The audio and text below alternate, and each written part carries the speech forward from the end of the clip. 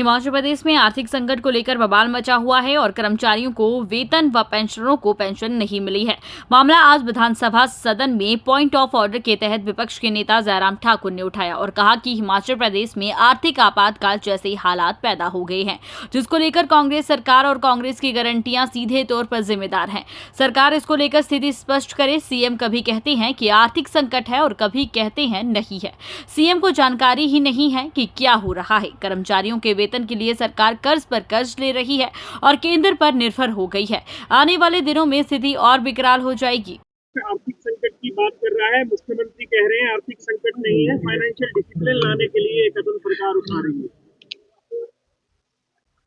पूरा देश जो है वो हिमाचल प्रदेश की आर्थिक स्थिति को देख करके चिंतित है और हम सब लोग भी उसमें शामिल हैं। मैं हैरान हो रहा हूं मुख्यमंत्री के बार बार इस तरह के वक्तव्य से। सुबह कहते हैं कि प्रदेश बहुत गंभीर आर्थिक संकट के दौर में से गुजर रहा है और शाम को कहते हैं कि आर्थिक संकट है नहीं, हम जो है हिमाचल प्रदेश में फाइनेंशियल डिसिप्लिन की बात कर रहे हैं। लेकिन आज मैंने ऑन पॉइंट ऑफ ऑर्डर जब अध्यक्ष महोदय जी से पूछा कि हमने नियम 67 के अंतर्गत स्थगन प्रस्ताव दिया था विधानसभा के अंदर, क्योंकि कर्मचारियों को सैलरी नहीं मिली, कर्मचारियों के अलावा पेंशनर्स को पेंशन नहीं मिली। आज सितंबर की 4 तारीख बीत गई है। इस पर मुख्यमंत्री जवाब देने के लिए खड़े हुए। पहले कहने लगे मैं जवाब देना चाह रहा हूं और बाद में कह रहे हैं कि मैं स्टेटमेंट दे रहा हूं। हैरानी इस बात को लेकर के है कि 2 वर्ष का कार्यकाल हिमाचल प्रदेश में कांग्रेस पार्टी की सरकार का होने जा रहा है। अभी भी जहां इनकी विफलता होती है, नाकामयाबी होती है, वहां दोष पूर्व सरकार को दिया जाता है और केंद्र सरकार को दिया जाता है। हमारे समय में भी इस तरह से हालात बहुत ज्यादा ऐसे नहीं थे कि आर्थिक दृष्टि से हिमाचल बहुत मजबूत था, लेकिन फिर भी हमने उस जिम्मेवारी को समझा और उस जिम्मेवारी का निर्वहन किया। बतौर मुख्यमंत्री, बतौर फाइनेंस मिनिस्टर हमने समय पर सैलरी दी, समय पर पेंशन दी और डीए की किस्तें जारी की। एरियर्स थे वो पेंडिंग, उसमें बहुत सारी राशि दी। पेंशन जो भोगी हैं उनके बिल बहुत सारे पेंडिंग थे, कर्मचारियों के जो हॉस्पिटल के जो रिम्बर्समेंट के वो भी पेमेंट की। लेकिन आज की तारीख में हम सिर्फ इतना ही जानना चाहते थे मुख्यमंत्री से कि आप तारीख तो तय कर दीजिए कि किस तारीख को, क्योंकि कर्मचारी रोजाना अपने मोबाइल पर मैसेज देख रहा है। पेंशन वो भी मोबाइल पर देख रहा है, मैसेज आया कि नहीं आया, पेंशन आई कि नहीं आई, सैलरी आई कि नहीं आई, तो उसके लिए तारीख निर्धारित कर दो। आज मुख्यमंत्री ने कहा कि हम 5 तारीख तक सैलरी देने की स्थिति में नहीं है। यह स्थिति प्रदेश के सामने स्पष्ट होनी चाहिए। इसका मतलब है हिमाचल प्रदेश का आर्थिक संकट के दौर में से गुजर रहा है, जिसको मुख्यमंत्री स्वीकार क्यों नहीं कर रहे हैं। विकास के तमाम सारे कार्य बंद कर दिए और जितनी जनहित की योजनाएं थी उन सबको बंद कर दिया। पेंशनर्स और कर्मचारियों को सैलरी और पेंशन देने के लिए आज की तारीख में इस प्रकार के जो हालात बने, निश्चित रूप से ये चिंता का विषय है और पूरे देश भर में हिमाचल प्रदेश की आर्थिक स्थिति खराब है। इस बात को लेकर के इतनी गंभीर चर्चा चली हुई है। पूरा देश पूछ रहा है कि आखिरकार हिमाचल प्रदेश में 2 साल की सरकार, कांग्रेस पार्टी की सरकार ने आखिरकार ऐसा क्या किया। ये सारी गारंटियां, जो वादे किए थे, जो कमिटमेंट की थी उन्होंने सत्ता में आने के लिए, आज कह रहे हैं कि हमको फ्रीबीज से बचना चाहिए, लेकिन सत्ता में तुम आए ही इस वजह से है क्योंकि आपने लोगों को झूठे आश्वासन, झूठी गारंटियां दे करके लोगों को गुमराह किया था। मुख्यमंत्री बहुत गंभीरता की ओर बढ़ रहा है, ये चिंता का विषय हम सब लोगों के लिए। फ्रीबी इसका एक बहुत बड़ा कारण है, बहुत बड़ा कारण है। जो जगत सिंह नेगी जी के बारे में क्या बोले। वो ऐसे व्यक्ति हैं जो कुछ भी बोलते हैं, कहीं भी बोलते हैं। उनको आदत पड़ गई है कि ऐसी टिप्पणी करने जिस टिप्पणी से खबर बन सके। और मैं समझता हूं कि बहुत ही दुर्भाग्यपूर्ण टिप्पणी उन्होंने की है। कुछ तो थोड़ा संयम रखना चाहिए। महिलाओं के बारे में हर जगह हर कहीं टिप्पणी कर देना, जहां वो अपना पक्ष ना रख सके वहां टिप्पणी कर देना, ये मैं समझता हूँ कि बहुत दुर्भाग्यपूर्ण है। मेकअप उतर जाएगा, फिर वो जो है वो कंगना की मां की तरह दिखेगी। क्या शब्द क्या इस्तेमाल कर रहे हैं, ये बहुत दुर्भाग्यपूर्ण स्थिति है। और ये आवश्यकता 2000 करोड़ रुपए की, और वो कह रहे हैं कि 2 करोड़ बचाएंगे, 3 करोड़ बचाएंगे। ठीक है, वो भी बचाएं, उसमें हमें कोई आपत्ति नहीं है, वो उनको करना चाहिए। ये हमने भी की है ऐसी चीजें, और खास तौर से जो ब्याज की लायबिलिटीज, इस प्रकार की फाइनेंशियल लायबिलिटीज, उनको करने के लिए। लेकिन फिर भी उसके बावजूद जवाब तो यहाँ बनता है उनका देना कि 2000 करोड़ रुपए अगर वो दे पाएंगे तो सिर्फ एक ही वजह है उसमें कि रेवेन्यू डेफिसिट ग्रांट जो है वो 6 तारीख को मिलेगी, उस पैसे से दे पाएंगे। और उसके बावजूद भी ट्रेजरी से ये 750 करोड़ रुपए ओवरड्राफ्ट करेंगे। जो लिमिट है उस लिमिट के माध्यम से लोन लेंगे, तब 1200 करोड़ रुपए से सिर्फ सैलरी देने की स्थिति में हो पाएंगे। उसके बाद 10 तारीख के बाद मुझे लगता है कि ये पेंशन देने के लिए जो केंद्र का जो शेयर का जो टैक्सेस का जो शेयर का हिस्सा आता है, सेंट्रल टैक्सेस का जो शेयर आता है, जब वो मिलेगा उसके बाद फिर 800 करोड़ रुपए का इंतजाम उसके बाद हो पाएगा। यानी कि आप इस बात को मान के चलिए कि पूरा का पूरा हिमाचल आधारित हो गया है केंद्र पर।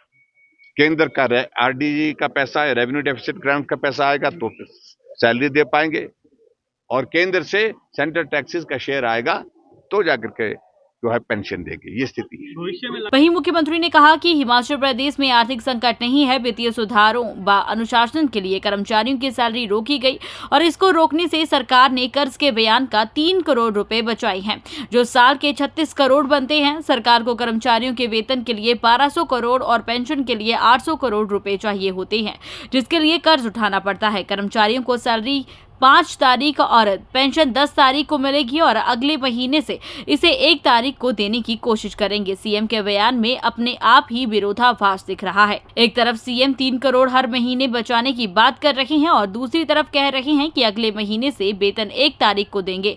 अब सवाल यह है कि अगर इस महीने सैलरी के लिए पैसे नहीं तो अगले महीने पैसे कहां से आएंगे। मुख्यमंत्री ने यह भी माना कि चुनावों के वक्त राजनीतिक दल सत्ता के लिए फ्री वीज की घोषणाएं करते हैं, जो कि प्रदेश के हित में नहीं होती हैं और इस तरह के आर्थिक हालात पैदा हो जाते हैं। 11 दिसंबर 2022 को जब हमारी सरकार बनी थी, प्रदेश की आर्थिक हालत ठीक नहीं थी। प्रदेश आर्थिक संकट के दौर से गुजर रहा था और इस आर्थिक संकट का मुख्य कारण भारतीय जनता पार्टी द्वारा चुनावों से पहले जो फ्री वीज बांट दी गई, ये उनका मुख्य कारण था। और इसके पीछे जब सभी को बिजली बिल माफ़ कर दिए गए और प्रत्येक परिवार को 125 यूनिट मुफ्त में बिजली प्रदान कर दी गई 1 मीटर पर, तो अगर किसी परिवार के 4 सदस्य थे तो 4 मीटर पर 600 यूनिट बिजली फ्री उस परिवार को मिलती रही। किसी प्रकार से कोई सोच नहीं की गई। चुनावी वर्ष था, फटाफट प्रदेश के खजाने को लुटाने का दायित्व पिछली भारतीय जनता पार्टी की जयराम सरकार ने किया। फिर पानी के बिल सारे माफ कर दिए गए और जो बड़े होटल थे उन्हें 1 रुपया सब्सिडी प्रति यूनिट बिजली के हिसाब से दी गई।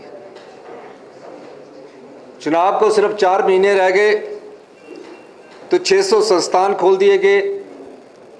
जो संस्थान चले थे वहां से कर्मचारियों और अधिकारियों को ट्रांसफर करके उनको संस्थान को चलाने की कोशिश की गई।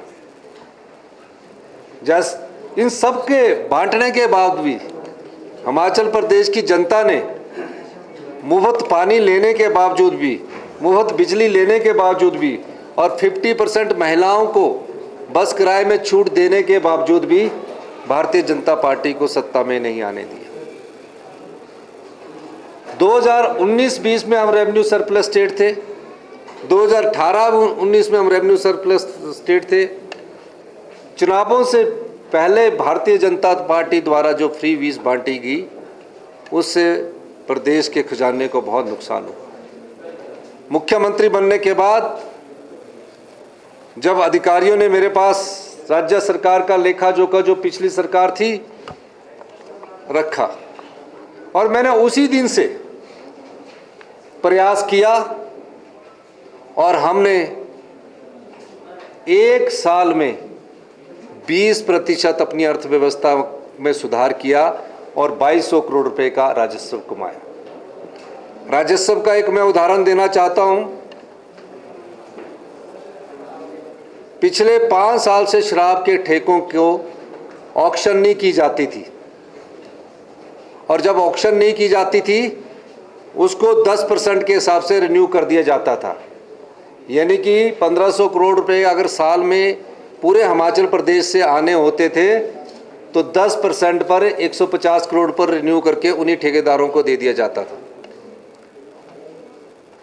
मैंने सबसे पहला फैसला एक्साइज एंड टैक्सेशन के आधार को देखते हुए ऑक्शन किया, और पहले ही साल हिमाचल प्रदेश सरकार को 485 करोड़ रुपए का राजस्व अर्जित हुआ।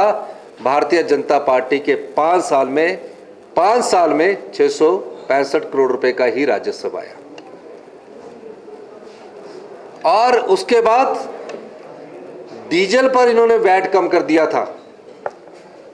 जब हमने डीजल पर वैट को वापस उस जगह पर लाया, उस समय उन्होंने कहा, डीजल पर जब वैट वापस आया उस समय उन्होंने कहा, उस समय के पेट्रोलियम मिनिस्टर जो थे केंद्र के, उन्होंने कहा कि सरकार ने वैट बढ़ा दिया।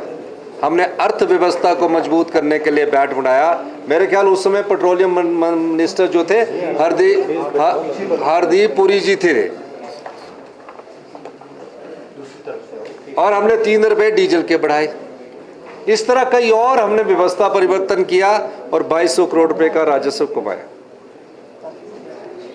और फिर हमने अपने सरकारी कर्मचारी और अधिकारियों को जो हमने राजस्व बढ़ाया था, जो हमने सुधार कदम उठाए थे, उसमें हमने पहली ही कैबिनेट में सरकारी कर्मचारियों को ओल्ड पेंशन स्कीम दी। हमने उसमें व्यवस्था की बजट की, क्योंकि जो पैसा जनता का लुटा दिया जाता था उसके माध्यम से जो हमने शराब के माध्यम से 450 करोड़ कमाया, वो हमने ओल्ड पेंशन स्कीम के तहत उन कर्मचारियों की रिटायरमेंट के लिए लगाया जो बेचारे आज रिटायर होकर जिनको 10,000 रुपया पेंशन मिलनी थी, आज वो 25 और 50,000 रुपया पेंशन प्राप्त कर रहे हैं। हमने अपने 5 गारंटियां पूरी की। जो महिलाएं डिजर्व करती थी उन्हें हमने 1500 रुपया दिया। ये सब अपने संसाधन एक वर्ष में जो 2200 करोड़ कमाया उसमें से दिया। फिर हमने कहा कि हिमाचल प्रदेश आत्मनिर्भर कैसे बनेगा। हमने कुछ कड़े फैसले किए और व्यवस्था परिवर्तन के माध्यम से आत्मनिर्भर हिमाचल प्रदेश की नींव पहले बजट में रखी। और आज मुझे खुशी है, जहां हमने इस आर्थिक संकट को काबू किया है, अब आर्थिक संकट को नियंत्रण करने के लिए फिस्कल डिसिप्लिन और फिस्कल प्रूडेंस के माध्यम से हम आगे बढ़ रहे हैं। सरकारी कर्मचारी हमारे परिवार के सदस्य है। मैं खुद सरकारी कर्मचारी के परिवार से आता हूं, लेकिन सरकारी कर्मचारियों को जो हम 1 तारीख को पेंशन देते थे और सैलरी देते थे, हर महीने हम सरकारी कर्मचारियों को सैलरी के रूप में 1200 करोड़ रुपया, और जो पेंशनधारी हमारे बुजुर्ग हैं उनको 800 करोड़ रुपया हम हर महीने की पहली तारीख को देते थे। यानी 2000 करोड़ रुपया हर महीने हम कर्मचारियों के और अधिकारियों की सैलरी और पेंशन के लिए खर्च करते। होता क्या है, कि इन सैलरी और पेंशन को देने के लिए हम बाजार से 7.5% पर ऋण उठाते हैं, यानी कि 2000 करोड़ रुपए मेरा हम 7.5% पर ऋण उठाते हैं, क्योंकि जो हमारी ट्रेजरी होती है उस ट्रेजरी में कई खर्चे निकलते रहते हैं, 2000 करोड़ पहली तारीख तक नहीं होता। और जो हम रिजर्व बैंक ऑफ इंडिया से जब हम सैलरी और पेंशन देने के लिए लोन लेते हैं तो उस पर 7.5% ब्याज देना पड़ता है। और जो हमें केंद्र सरकार से शेयर आता है, जो हमारा केंद्र सरकार से शेयर आता है, वो कब आता है? जो हमें पैसे मिलने चाहिए, जो हमारे राज्य का शेयर बनता है, चाहे आरडीजी है, तो 6 तारीख को हमारे को आरडीजी आती है और 10 तारीख को शेयर इन सेंट्रल टैक्सेस आता है, वो आता है 10 तारीख को। तो 5 दिन का जो इंटरेस्ट हमें लोन के रूप में हम सैलरी और पेंशन देने के लिए करते, वो बनता है 3 करोड़ रुपया। अगर एक महीने में हम 3 करोड़ रुपया सरकारी कर्मचारी और पेंशनों के देने के लिए लोन उठाकर देते हैं, तो उस व्यवस्था को सुचारू करने के लिए ये फिस्कल डिसिप्लिन की बहुत जरूरत थी और हमने इस महीने प्रयास किया। और उस प्रयास के माध्यम से हर साल हम हर महीने 3 करोड़ रुपया बचाएंगे, तो 36 करोड़ रुपया हमारा बचेगा ब्याज का, क्योंकि सरकारी कर्मचारियों को पेंशन तो मिलनी है, पे भी मिलनी है, तो वो 36 करोड़ रुपया हम सरकार की किसी कल्याणकारी योजनाओं में लगा रहे हैं। जैसे कि हम विधवाओं के बच्चों के लिए शिक्षा को मुफ्त करके योजना लाए हैं, ऐसी कई कल्याणकारी योजनाएं। अब उस व्यवस्था को सुचारू रूप करने के लिए हमें 1 महीने ये कष्ट उठाना पड़ रहा था और हमने इसके लिए कहा कि जो सरकारी कर्मचारी तो विभाग है, लेकिन जो बोर्ड है, मैं ये भी बताना चाहूँगा कि जो बोर्ड होते हैं,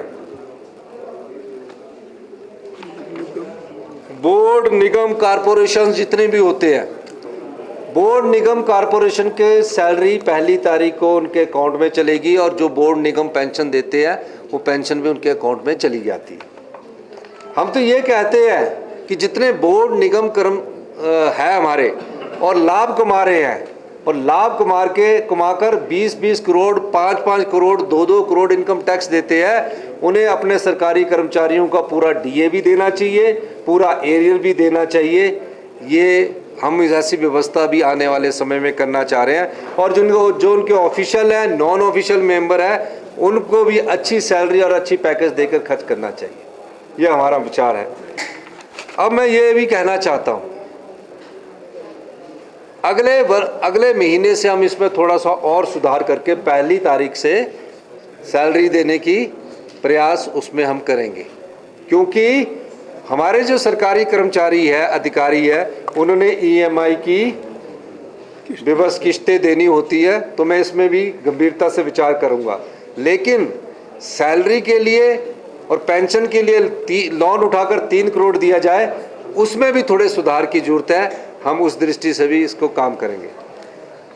अब ये सवाल पैदा होता है कि जो भारतीय जनता पार्टी या सरकारी कर्मचारियों और अधिकारियों की बड़ी खैर ख्वाह बनी हुई है, उस भारतीय जनता पार्टी से ये पूछा जाना चाहिए था, क्या यह सत्य नहीं है कि आपने प्रदेश के खजाने को लुटाया है? क्या यह सत्य नहीं है कि आपने बिजली को फ्री कर दिया? और क्या यह सत्य नहीं है कि ताज होटल, वाइल्ड फ्लावर होटल और जो करोड़ों रुपया टैक्स देते हैं 3 स्टार होटल, उनको 1 रुपया प्रति यूनिट बिजली की सब्सिडी दी है? इससे क्या हुआ? 2200 करोड़ रुपया हमें बिजली बोर्ड का देने के लिए हो गया, क्योंकि हमने एश्योरेंस दी कि हम सरकार 2200 करोड़ रुपया देगी चुनावों से पहले, और 2200 करोड़ रुपया हमें बिजली बोर्ड को देना। अगर हम 2200 करोड़ बिजली बोर्ड को नहीं देंगे तो उनकी सैलरी और पेंशन पर भी संशय खड़ा हो जाएगा।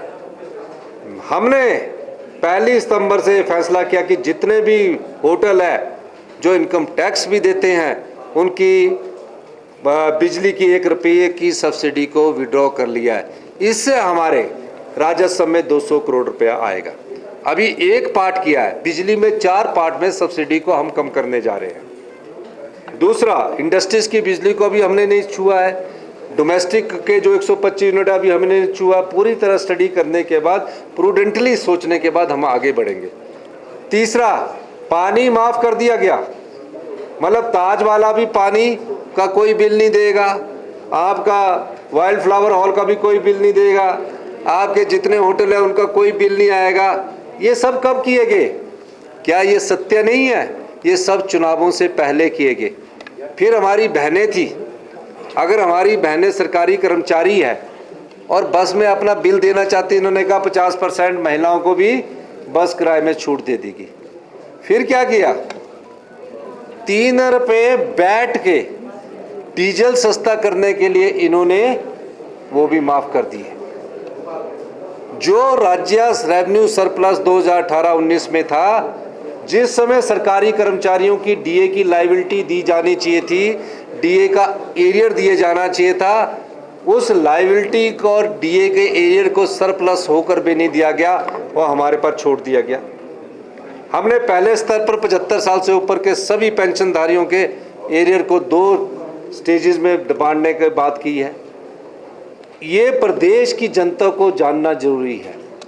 सरकारें आती है, सरकारें चली जाती है, मुख्यमंत्री आते हैं, मुख्यमंत्री जाते हैं। मैंने ये इसलिए 40 साल में पहली बार जनता के सामने लाया, क्योंकि जनता को पता होना चाहिए ये संपत्ति आपका है, ये खजाना आपका है। चुनावों से पहले जो भी राजनीतिक दल इसको लुटा देता है, तब प्रदेश में इस प्रकार के हालात पैदा होते हैं। और ये हमारा 19 महीने की सरकार के कठिन परिश्रम है। कई लोगों को हमारी बात से नाराज़गी भी मिली होगी, पत्रकार बंधु भी गुस्से में आए होंगे, लेकिन मैं एक चीज़ कहना चाहता हूँ कि हम प्रदेश के हित में जो भी होगा हम सही फैसला करेंगे। किसी कर्मचारी का अहित हम नहीं देख सकते, और इसीलिए हम कर्मचारियों की जो डीए है, हमने उनसे प्रार्थना की है कि आप, इस समय हमारी अर्थव्यवस्था पटड़ी पर आई है, अगर हम इसमें को थोड़ा सा भी ड्रिल कर देंगे, थोड़ा सा भी इसमें से कुछ ऐसी चीज़ें निकाल देंगे, तो हमारी अर्थव्यवस्था फिर नीचे की तरफ जाएगी। 6 महीने के अंदर हमें अर्थव्यवस्था में जो सुधार हुआ है और जो तेज़ी से सुधार आ रहा है, वो प्रदेश के हित में है। 2027 तक मैं जयराम ठाकुर जी को कहना चाहता हूँ कि मैंने ये कहा कि हम आत्मनिर्भर हिमाचल बनाएंगे, और 2032 तक, वो मुझे बार बार कहते हैं कि क्या बोल रहे हैं, तो मैं आज स्पष्ट कर देना चाहता हूं कि 2032 तक हम हिमाचल प्रदेश को हिंदुस्तान का सबसे समृद्धशाली और अमीर राज्य बनाएंगे। मैं ये इसलिए कहना चाह रहा हूं कि जयराम जी आके स्टेटमेंट कुछ और देते हैं, बाहर कुछ और स्टेटमेंट देते हैं, कहते हैं कि आर्थिक संकट। मैंने कभी नहीं कहा आर्थिक संकट, पिछले साल कहा, पिछले साल आर्थिक संकट था। अब हमें फाइनेंशियल प्रूडेंस और फाइनेंशियल डिसिप्लिन की जरूरत है। ये डिसिप्लिन के तहत लिए गए फैसले हैं, और मैं हिमाचल के सरकारी कर्मचारियों को और 22 लाख और परिवार है जिसमें बागवान है, किसान है, महिलाएं हैं, हम कहना ये चाहते हैं कि हम जो फैसले ले रहे हैं उससे आज शिक्षा के स्तर में हम 21वें स्थान पर पहुंच गए हैं। 5वीं का बच्चा दूसरी की किताब नहीं पढ़ सकता। क्वालिटी एजुकेशन देना चाहते हैं, क्वालिटी हेल्थ सिस्टम को डेवलप करना चाहते हैं, क्वालिटी फूड देना चाहते हैं, क्वालिटी लाइट देना चाहते हैं, क्वालिटी इंफ्रास्ट्रक्चर देना चाहते हैं। तभी ये आत्मनिर्भर हिमाचल बनेगा और समृद्धशाली हिमाचल प्रदेश बनेगा। ये मैं कहना चाहता हूँ। तो कल उनकी सैलरी रिलीज हो जाएगी, जो हमारे सरकारी कर्मचारी अधिकारी हैं। मैंने आपको कहा कि हम 5 दिन का लोन लेके 3 करोड़ ब्याज हम आरबीआई को क्यों दें? ये फिस्कल डिसिप्लिन में आया है, तो इसलिए वो जो सरकारी विभाग है उनकी सैलरी रुकी है। बोर्ड कॉरपोरेशन के सभी विभागों की सैलरी 1 तारीख को मिल चुकी है, और जो पेंशन है वो उनको 10 तारीख की मिलेगी। और अगले महीने से हम प्रयास करेंगे, क्योंकि सरकारी कर्मचारियों की ईएमआई होती है, बच्चों की फीस होती है, इस चीज़ को ध्यान में रखते हुए कि हमारी जो ट्रेजरी है वो खाली ना हो, और अगले महीने उनको पहले से ही सैलरी मिलने का प्रबंध किया जाएगा। ये हम कोशिश करेंगे। ये सब चीज़ें तो पत्रकारों के लिए अच्छी लगती है, ऐसी कोई नहीं है। सिर्फ ये फाइनेंशियल डिसिप्लिन की बात है। जो पिछले साल हमारा इकोनॉमिक क्राइसिस था उसको हमने पार कर लिया। और दो और कारण बताता हूँ। आपदा के बाद भारत सरकार की टीम यहाँ आई। आपदा के बाद स्टेट को रिकंस्ट्रक्ट करने के लिए पैसा मिलता है। जो स्टेट सेंटर शेयर्स होते हैं उसका एक हिस्सा आपदा के लिए रखा जाता है। अभी तक हमने 9300 करोड़ रुपए का पीडीए ने पोस्ट डिजास्टर नीड असेसमेंट दिया।